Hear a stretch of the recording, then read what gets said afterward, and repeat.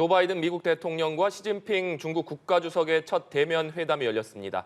3시간 넘게 이어진 회담에서 대만 문제와 북한, 경제 등 폭넓은 논의가 이루어졌습니다. 네, 오늘은 윤석열 정부 출범 후 첫 한중 정상회담이 예정되어 있는데요. 윤 대통령과 시진핑 주석의 첫 만남 역시 북한이 주요 의제가 될 것으로 보입니다. 자세한 내용들 차도현 아산정책연구원 수석연구위원, 또 주재우 경희대 국제정치학 교수와 함께 알아보도록 하겠습니다. 어서 오시죠. 어서 오십시오. 안녕하세요. 네, 안녕하십니까.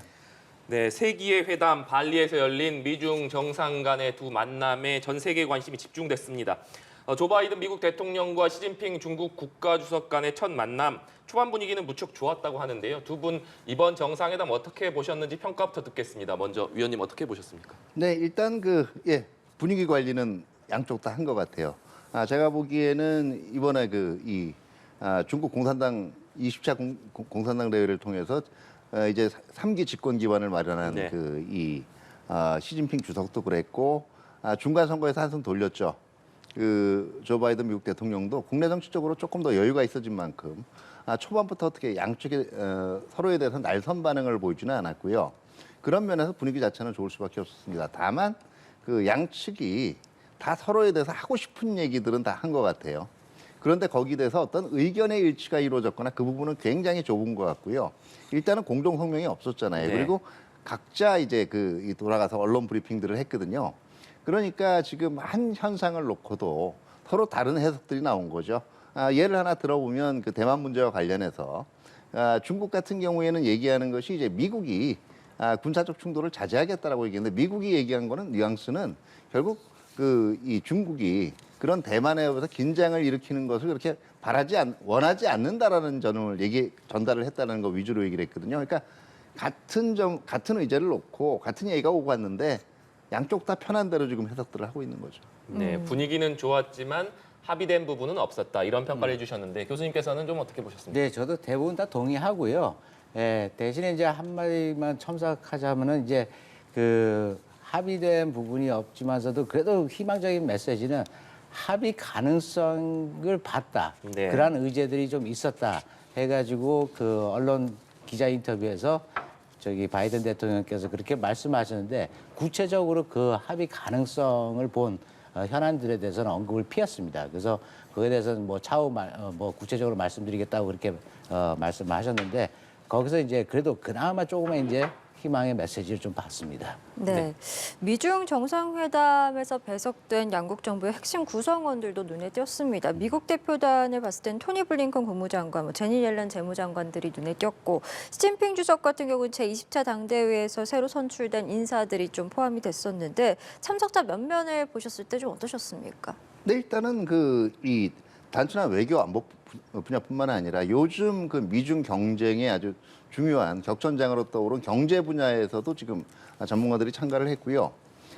전반적으로 이 참모들 면면을 보면 사실 이번이 처음 대면 회담이었지만 그동안 2번의 화상 정상회담이 있었거든요. 작년 11월에 그랬고 올 3월이 그랬고 그때 참석했던 각 한 4-5명의 핵심 인사들이 있어요.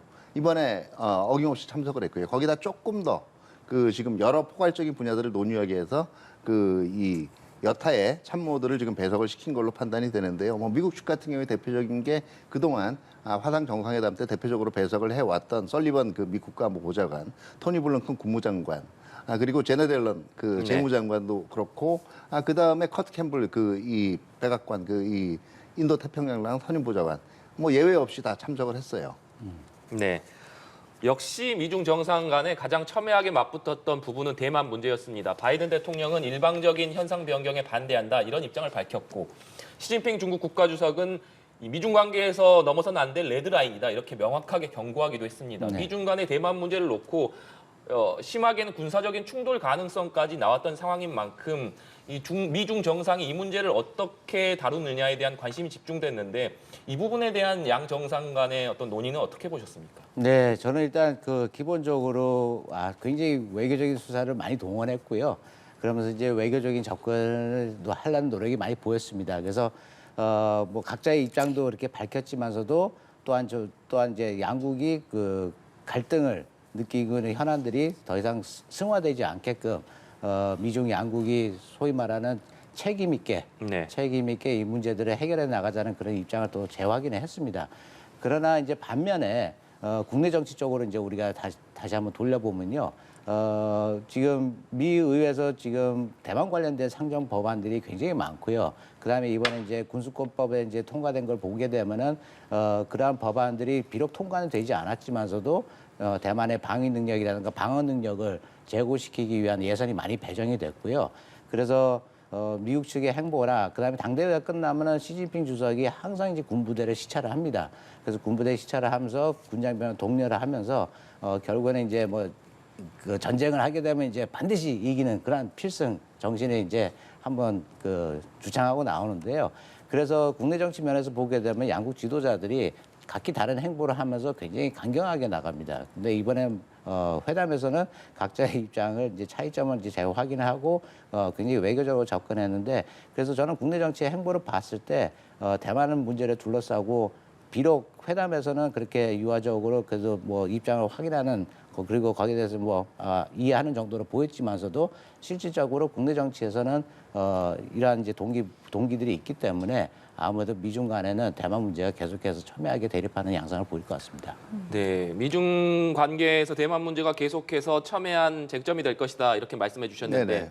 시진핑 주석이 지난 당대회에서 사실상 대만에 대한 무력 침공의 가능성까지 열어놨다 이런 해석이 나오지 않았습니까? 이 부분에 대해서는 미국도 쉽게 용인할 수 없는 상황일 텐데요. 예, 바로 그런 발언 때문에 그 무력이나 강압에 의한 대만 관계에 그렇게 용인하지 않겠다라고 네. 얘기를 한 거예요. 근데 지금 실질적으로 이제 대만을 침공을 한다든가 이런 가능성까지 아마 내년에도 아마 대만 해협 둘러싸고 군사적인 시위라든가 긴장은 계속 될 겁니다. 그런데 이게 실제로 침공까지 이어지지는 않을 가능성은 여전히 큽니다. 실제로 그 인민해방군이 대만에 상륙을 한다든가 이럴 가능성은 낮은 게요. 첫 번째는 대만 해협에 오히려 실적으로 상륙을 하는 순간 중국의 전략적인 선택지가 굉장히 낮아질 수가 있습니다. 왜냐하면 계속적으로 보급을 줘야 되는데 중국이 해양력에 있어서 미국보다 우위를 점한다고 보기가 힘든 거고요. 두 번째가 전반적인 군사력상 그동안 뭐 경제력에서는 꾸준히 이제 미국을 쫓아왔고 조만간에 뭐 추월할 거라는 전망도 나오고 있지만 군사력에서는 한 10년은 더 있어야 될 거다라는 평가를 내리는 사람들이 많고요. 세 번째는 결과적으로 이렇게 대만의 중심으로 긴장이 높아지면 중국까지도 지금 우크라이나에서 벌어지고 있는 교훈을 고려하지 않을 수가 없어요. 그러니까 압도적인 전력차가 있어서 쉽게 끝날 것 같지만 네. 이거 잘못하면 수렁에 빠질 수가 있거든요. 이런 변수들이 제가 보기에는 중국이 대만에 대해서 직접적인 침공까지는 하지 않을 걸로 보는 이유이기도 합니다. 예, 중국의 레드라인이 대만 문제였다면 미국은 북한의 핵 문제와 관련해서 이 바이든 대통령이 중국의 역할을 촉구한 것으로 알려졌습니다. 특히 앞서 백악관에서 밝힌 것처럼 북한이 추가 도발을 할 시에 상응 조치가 잇따를 것이다 이렇게 강하게 경고도 하기도 했거든요. 네. 그러면서 이제 덧붙여서 이제 바이든 대통령이 이제 시진핑 주석에게 이제 말씀하신 게 만약에 그렇게 될 경우에 동아시아에서 미국의 존재를 더욱더 강화시키겠다. 이제 그렇게 이제 말씀을 하셨죠. 그런 면에서 보게 되면은 물론 이제 그 조 바이든 대통령도 시진핑이 어느 정도 건설적인 역할을 하면서 이 문제를 해결하는 데 도움이 됐으면 하는 기대감도 밝혔습니다. 그러면서 비록 뭐 중국이 북한에 대해서 영향력을 발휘한다고 생각은 하지 않지만서도 대신에 좀 더 건설적인 역할을 하면서 그 북한이 그래도 갈등을 일으키면서 이걸 승화시켜서 한반도 동아시아 지역의 위기를 조장하는 그런 북한을 원하지 않을 것이다. 이런 말을 이제 덧붙이면서 아무래도 이 문제에 대해서는 그래도 계속해서 협의할 것으로 이제 보입니다. 네.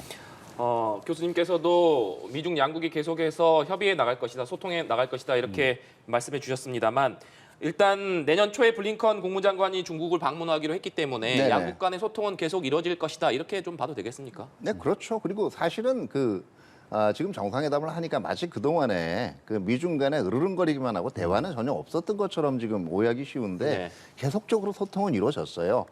소통은 이루어지는데 그 가장 큰 문제가 갈등 의제들이 그러니까 서로 싸우는 의제들이 늘어나기만 했지 어느 하나 그 조정을 이룬 것들은 별로 네. 없거든요.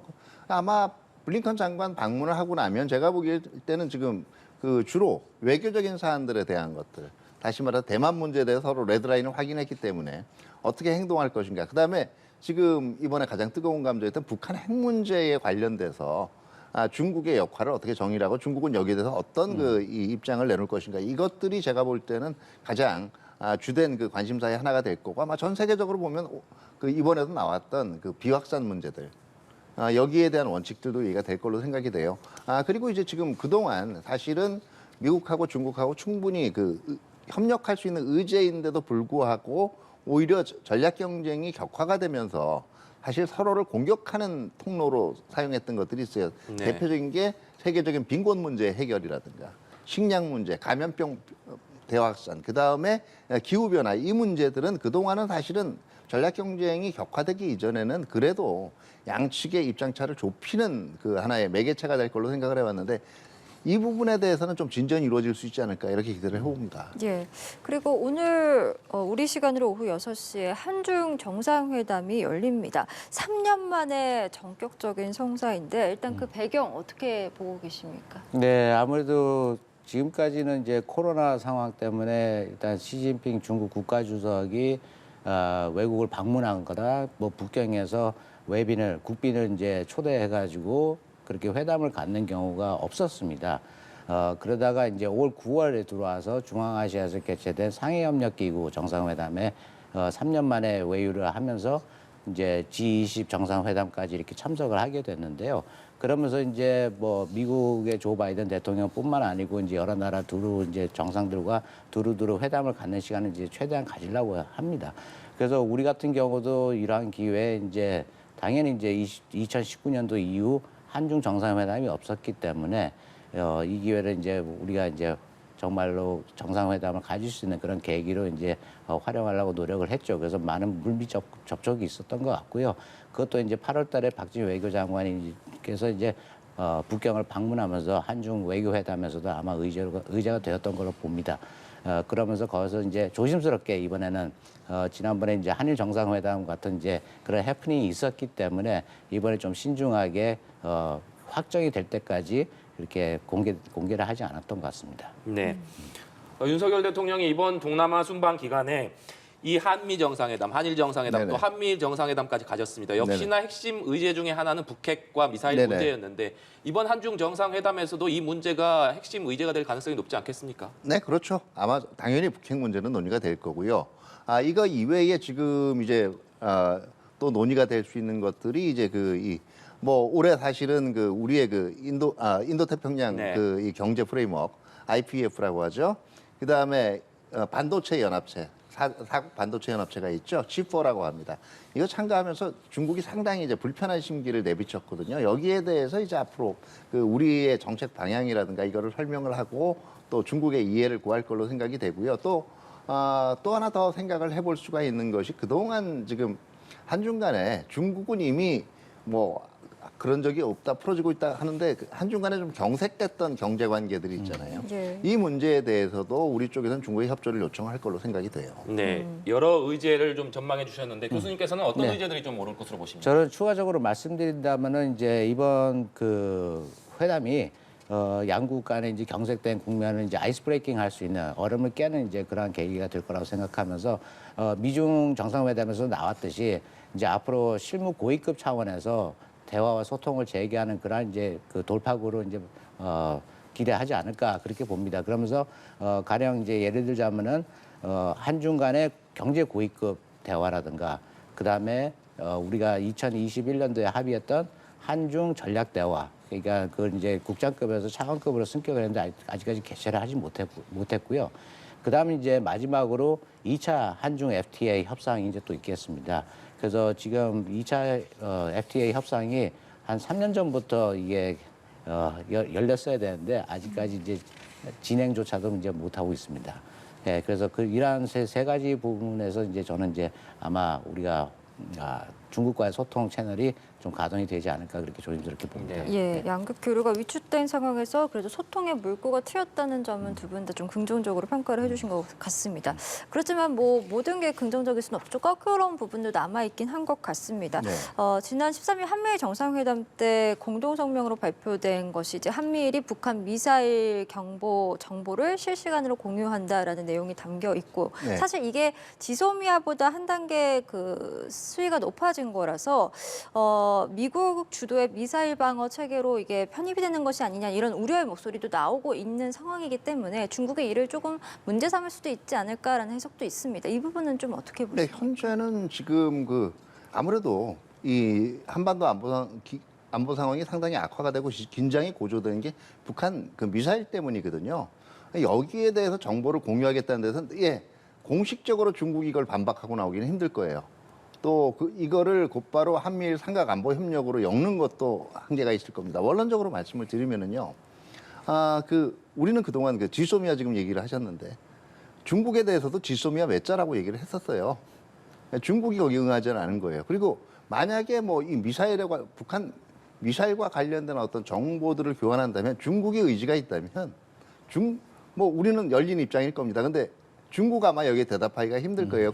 제가 보기엔 분명히 이것도 중국 입장에서는 한미일 안보 협력으로 한미일 삼각 안보 협력으로 가는 하나의 단계라고 볼 거고 또 미국과의 MD 협력 강화도 의심해 볼 수가 있는데 중국이 전통적으로 보면은요 명분이 없을 때 함부로 나서지는 않아요. 그러니까 이 문제를 노골적인 어떤 지금 이견 의제로 들고 나오지는 않을 것 같습니다. 제가 보기에는. 네.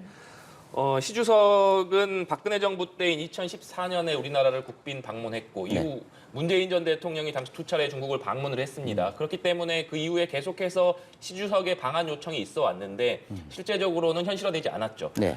그렇기 때문에 이번에 윤 대통령이 다시 한번 시 주석의 방한을 요청할 가능성이 좀 높은 상황인데 현실화 가능성이 이번엔 좀 있을 것으로 보십니까? 저는 이제 개인적으로 지난 5년 동안에 그럴 가능성은 전혀 없다고 이제 그렇게 주장을 해왔습니다. 이제 가장 큰 이유는요. 중국 측에서는 지금까지 뭐 적당한 시기에 적당한 상황을 봐가지고 이제 뭐 답방을 하겠다 이제 그렇게 왕이 외교부 장관이 2019년도부터 그렇게 일관되게 주장을 해왔는데요. 그 적당한 시기와 적당한 상황은 이제 코로나를 이제 염두에 두고 이제 그렇게 그렇게 이제 입장을 표명을 했습니다. 다만 이제 여기서 이제 한 가지 걸리는 건 뭐냐면 지금 중국이 사드 문제 가지고 시진핑 정권이 이에 대해서 소위 말하는 삼불 정책, 삼불 원칙을 이제 우리한테 제시하면서 사드 문제를 이제 완전히 해결할 것을 이제 그 요청을 했었죠. 네. 근데 사드 문제가 완전히 해결이 되지 않은 상황에서 더군다나 삼불 원칙에서 제일 마지막 원칙이 한미일 삼국이 군사적으로 관계가 강화되는 것에 대해서 반대하는 원칙인데요. 지금 보게 되면 한미일 삼국 간의 군사 협력 관계가 지금 계속해서 강화되고 있습니다. 그래서 이러한 상황에서 사드 삼불도 지금 지켜지지 않고 그다음에 사드 문제도 해결이 되지 않은 상황에서 시진핑 주석의 발이 대한민국 땅에 닿는 순간 이거는 사드 문제가 해결됐다는 거 선언하는 겁니다. 그렇기 때문에 그러한 그런 연유 때문에 아마 시진핑 주석 같은 경우는 지금 한국에 방문하는 것이 녹록지는 않을 것 같습니다. 예. 알겠습니다. 저희 오늘 말씀 여기까지 듣겠습니다. 차두현 아산정책연구원 수석연구위원 그리고 주재우 경희대 국제정치학 교수와 함께했습니다. 오늘 말씀 고맙습니다. 네, 감사합니다. 감사합니다.